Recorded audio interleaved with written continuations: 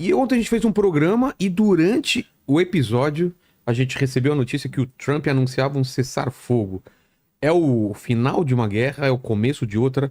Vamos fazer colocar o pessoal a par do que aconteceu entre ontem e hoje aí. Bom, vamos lá.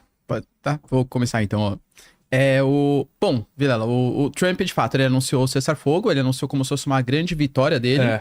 Isso foi uma coisa que ele vem trazendo muito, né? Ele, desde o período eleitoral, ele é o cara da paz. Inclusive, se não me engano, o Paquistão já indicou ele para ser o Nobel da Paz. Alguns partidários do Partido Republicano. E o Obama foi o Nobel da Paz, né? Então seria uma vitória legal pra ele. E ele foi da paz com guerra no meio aí, né? Exatamente. Por promessas que ele tinha feito, né? De retirar as tropas do Iraque, de fechar Guantánamo, algumas coisas que ele nunca cumpriu de fato. O pessoal fica muito com esse negócio de democrata e republicano, mas a verdade é que os Estados Unidos não muda o projeto de governo dele, cara. Se tiver guerra, pode ser democrata ou republicano, que é a mesma coisa, né? Total. O Obama, inclusive, foi o presidente norte-americano que passou mais dias em guerra durante os seus mandatos do que qualquer outro. Eu sabia disso. E teve mais do muito que o Bush, mais filho? Sim. Teve muito mais deportação, inclusive, nos governos Obama do que nos governos Trump. Pois é, né? olha só. Então é isso, né? Tem aquela charge famosa, né? Que tem a bomba do republicano e a bomba do democrata, que é com a bandeira LGBT, o símbolo da paz, isso. né? Acho que é bem isso. Mas então é isso. Desculpa, segue aí. O Trump, então, com essa coisa do eu vim trazer a paz, falou que em um dia terminava a guerra da Ucrânia, a guerra, e não acabou até agora. Não acabou até agora, né? Ele anunciou o cessar-fogo. Quando ele anunciou o cessar-fogo... Ontem mesmo.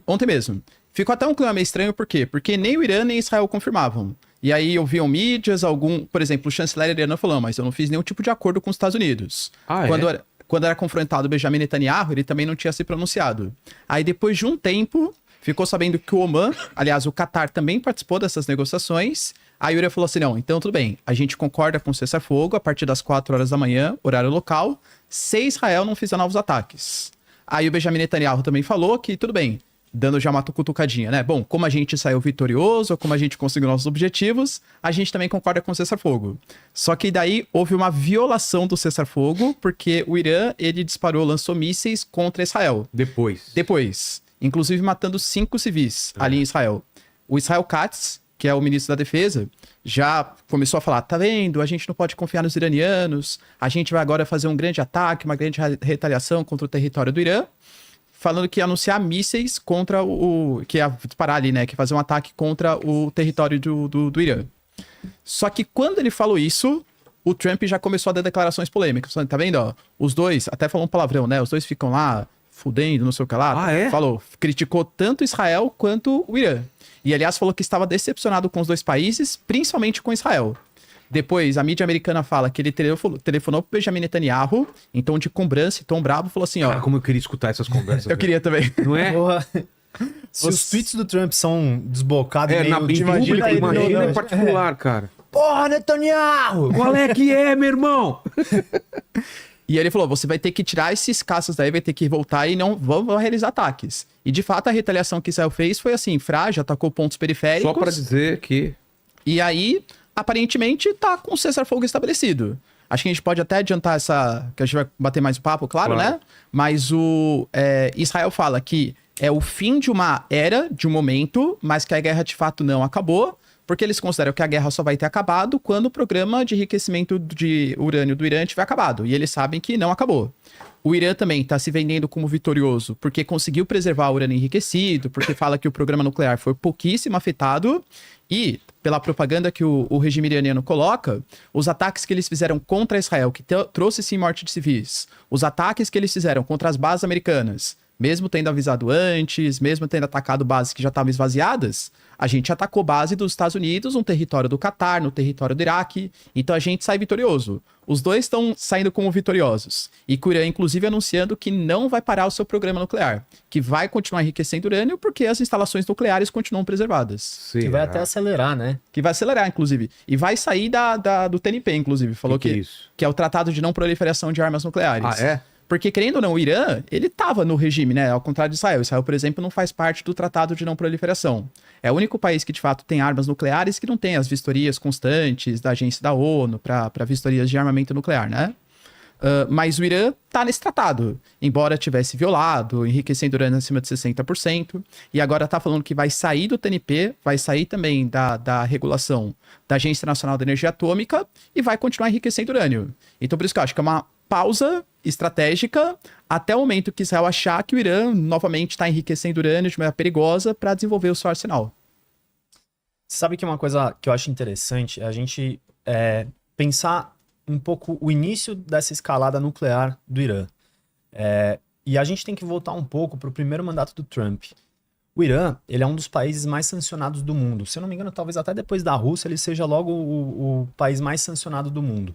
Ou seja, os Estados Unidos, muitos países que são alinhados aos Estados Unidos, não fazem trocas comerciais ou impõem regras que praticamente inviabilizam essas trocas para atingir algum objetivo político, né? E aí existia um tratado que era entre potências europeias, Estados Unidos e Irã, e o Trump se retirou desse tratado, porque ele falou, olha, não faz mais sentido a gente se manter aqui, isso não está sendo mais vantajoso para a gente, e abandonou esse tratado. Não é o TNP, que é o Tratado de Não Proliferação Nuclear. Esse é um outro que a gente já troca essa ideia. Mas basicamente, em resposta a isso, o Irã falou, cara, a gente perdeu as vantagens que a gente tinha de não ter sanções por parte dos Estados Unidos, ou de ter menos sanções, né? E a contrapartida disso era a gente não avançar no nosso programa nuclear. E aí, desde então, o Irã ele vem cumprindo menos com essas regulações quando você manipula energia nuclear, que é basicamente você prestar contas de como está sendo esse processo, né? Então você mostrar que você está enriquecendo urânio para fins de energia, para fins civis, né? E não para fins militares, que é a produção de bomba, que é um nível de enriquecimento de urânio que é acima de 90%. E que isso não só é perigoso, mas também assim requer um grande esforço tecnológico, muito dinheiro e ciência investido para isso acontecer. Então, até assim, atualmente não tem evidência de que o Irã de fato tem bombas, tem armas nucleares, mas o que indica é que ele estava caminhando para isso. E ao que tudo indica agora, né, é que o Irã ele falou, bom, a gente foi atacado, a gente está isolado. Quando a gente foi atacado, ninguém nos socorreu, só sobrou a gente para se defender. Então, cara, agora que a gente tem que correr para desenvolver nossas armas nucleares. Esse é, inclusive, o discurso que o regime iraniano tem feito, e é uma análise que eu acho que bastante aceito, né? Acredito que o Ricardo até concorde, né? A gente está caminhando para um cenário em que o Irã muito provavelmente se retira desse tratado de não proliferação nuclear e daqui para frente deve desenvolver armas nucleares. E enquanto o Irã estava no acordo, a IEA alegava, pelo menos, né? Falava que podia ter programas clandestinos, enfim, mas que o Irã cumpriu o tratado. O acordo foi assinado pelo governo Obama, enquanto o Obama era presidente, e o Irã enriquecia o urânio dentro de limite de 3,8%, que é ali para fins pacíficos.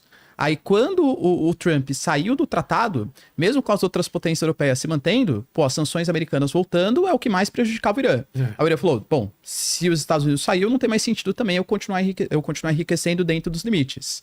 Tanto que quando você pega, por exemplo, essas instalações que foram atacadas, o Rafael Grossi, que é o líder da IEA, agência da ONU especializada nas questões nucleares, ele conhece a região de Fordow, a região de Natanz, a região de Isfahan. Então ele ia dando até detalhes, por exemplo. Quando a região de Fordow, por exemplo, que é quando teve as bombas anti-bunkers, né, os ataques que foram feitos pelos bombardeiros, o Rafael Grossi, ele contava ali histórias, falou, nossa, mas quando eu fui pra lá, a profundidade era... Ele até se confundiu, ele falou, a profundidade estava 800 metros. Aí, aparentemente, era 80 metros que ele queria falar de profundidade das montanhas, né? Que acho que 1 quilômetro de profundidade não chega a ser, claro. Mas ele conhecia todas aquelas áreas, aquelas instalações.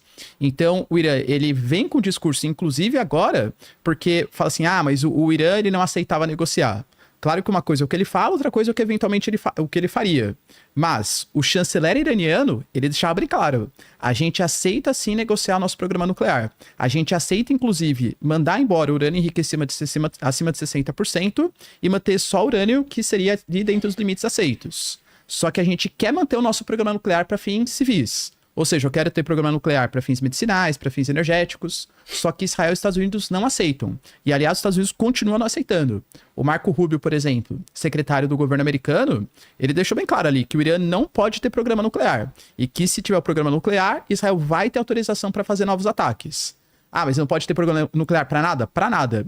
ele fala que se o Irã quiser ter urânio enriquecido, vai ter que importar esse urânio. Os Estados Unidos está impedindo o Irã de ter acesso ao programa, mesmo que seja para fins pacíficos. Eu acho que uma grande questão nisso tudo é que não interessa para ninguém, tirando o próprio Irã, que eles tenham bombas nucleares, né? Um regime que não tem que prestar contas para nenhuma outra potência, para nenhum outro grande aliado, ele é muito fácil desse cara apertar o botão vermelho e disparar, sabe? Então, eu acho que é uma situação bastante complexa isso, assim, e por mais que exista esse anúncio de vitória do Trump agora, eu vejo com olhos de muita preocupação que isso venha acelerar esse processo de desenvolvimento do armamento nuclear iraniano, porque é isso, é um regime que está acuado internamente, né? O governo iraniano ele vem balançando, né? Por causa das sanções, inclusive, eles sofrem muito com questões econômicas, a rigidez que o regime tenta impor na sociedade, inclusive através da religião, é algo que não é amplamente aceito, né? Inclusive, assim, a gente às vezes pinta essa imagem do Irã como um país, quase medieval, bárbaro, mas isso não é a realidade, assim. Você pega as grandes cidades iranianas, elas têm uma vida muito grande, uma modernidade muito grande, elas são lugares desenvolvidos, assim, que a gente consegue entender que existe, assim, uma classe crítica e consegue fazer frente, né? A gente teve, inclusive, recentes manifestações. Então, é isso. Eu acho que um regime que está balançando no poder, que tem ameaças externas, ele tem muito pouco a perder para botar o tudo dentro, né? Botar o all-in ali na mesa. Então, enfim, acho que mais uma camada de preocupação nessa história toda.